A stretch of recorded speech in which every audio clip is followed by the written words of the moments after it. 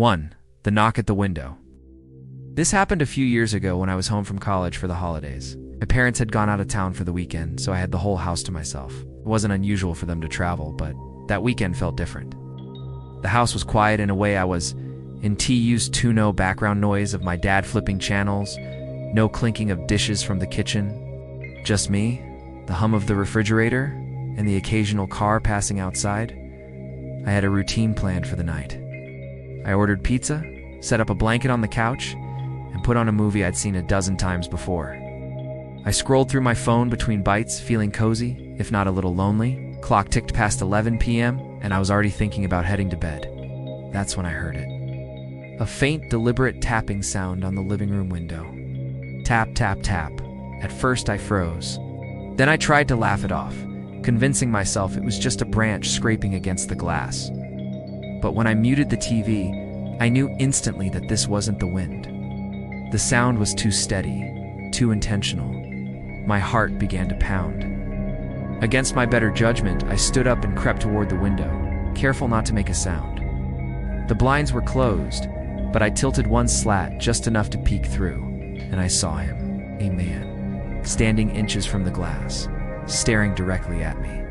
His face was shadowed, but his eyes caught the faint glow of the streetlight.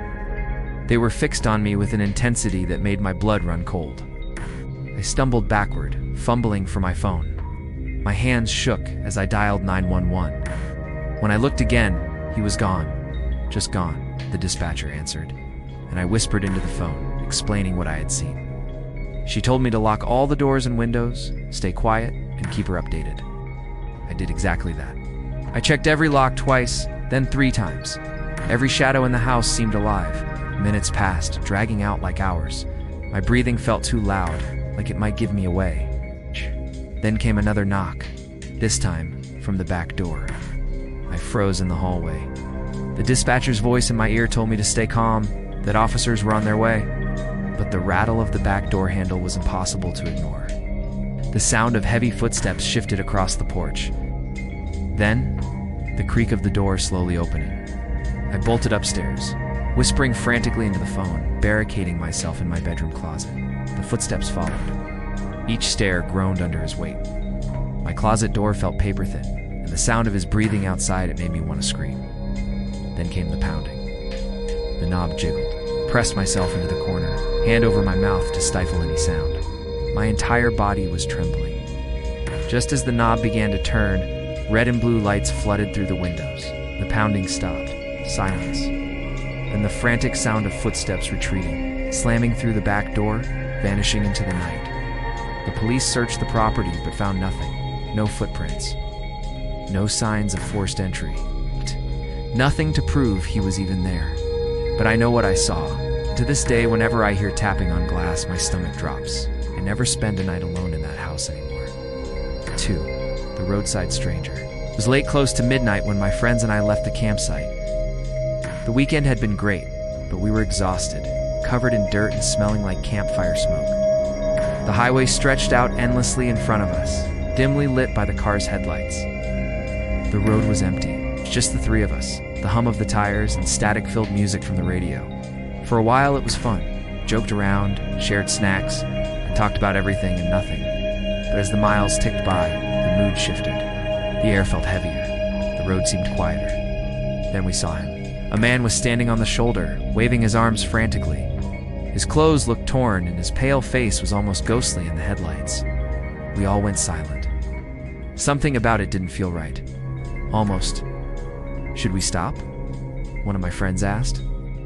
I hesitated, but against my better judgment, I slowed the car. The man didn't come closer. Instead, he pointed toward the woods, his movements stiff and jerky. We exchanged nervous glances. The longer I looked at him, the more unsettled I felt. His expression wasn't one of desperation, it was something else, almost like fear. I cracked the window just enough to call out. "Do you need help?" I asked. His response made my skin crawl. He leaned slightly forward and whispered just loud enough for us to hear. Asterisk, don't go into the woods. Don't follow them. Asterisk, before we could react, he turned and bolted into the darkness.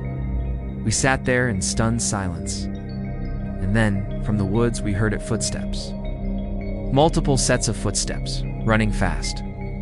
Figures began to emerge from the trees, at least 5 or 6 of them, all dressed in dark clothing, carrying what looked like bats or pipes. They were running straight toward us. Panic surged through me.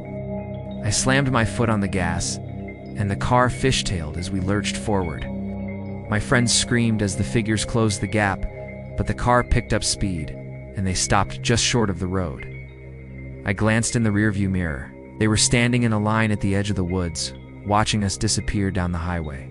We didn't stop driving for nearly an hour. Nobody spoke. Nobody laughed. The silence was suffocating. To this day, I wonder who those people were. A cult? A gang? And who was the man on the roadside? Was he one of them, who somehow escaped? Or just another victim trying to warn us? We'll never know.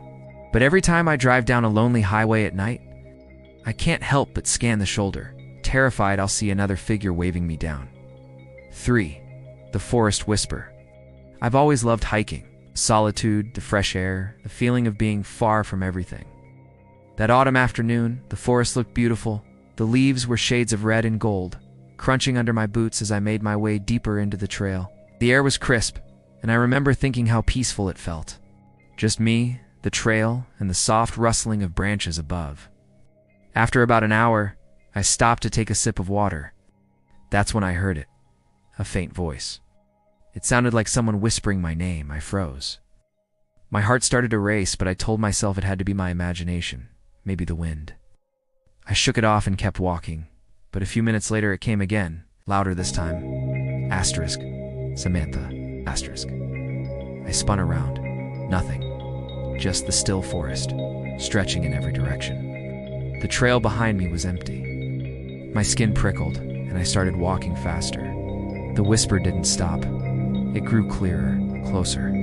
Soon it wasn't just one voice. It was many, overlapping, all whispering my name. I could feel them surrounding me, even though I couldn't see anyone. Panic set in. I broke into a run, the branches clawing at my arms as I rushed down the trail. But no matter how fast I moved, the voices kept pace. Always just behind me, always whispering. Then I tripped. My foot caught on a root, and I hit the ground hard. As I scrambled up, I caught sight of something between the trees. It was a figure, pale, gaunt, almost skeletal.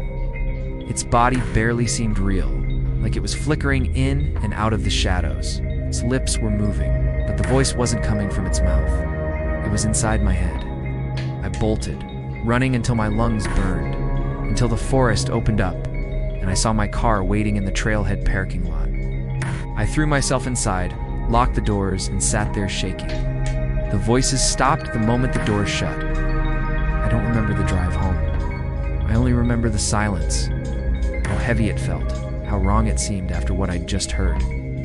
When I told friends about it later, they laughed, said I must have been tired, or let my imagination get the best of me. But I know what I heard, and what I saw. I've never hiked alone again.